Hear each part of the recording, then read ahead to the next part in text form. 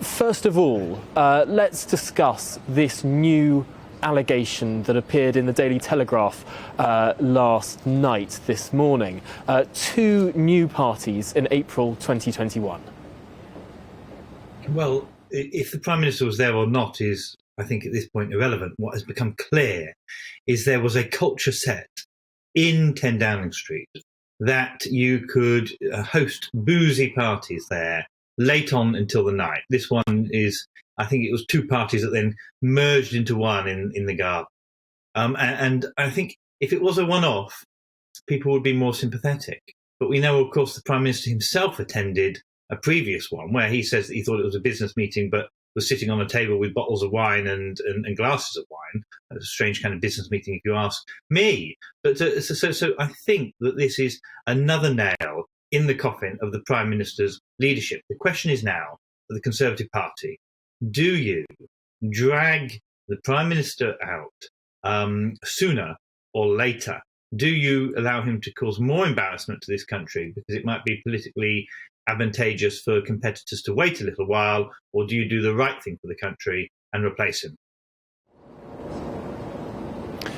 Now, of course, Number 10 have said that the Prime Minister was not there on that Friday night in April 2021. He was off at Chequers. There are tweets on his Twitter timeline that corroborate that story. In your mind, does that ameliorate to some extent the scandal emanating from these parties, even if a member of staff was acting as a DJ in the basement of this building?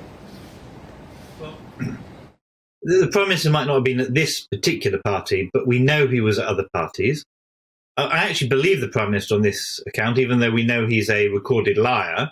And I say that because he said to 10 Downing Street there was no party or gathering in to Parliament, that there was no party or gathering in 10 Downing Street, and then he had to come and apologise to Parliament only this week. So we know he's a liar.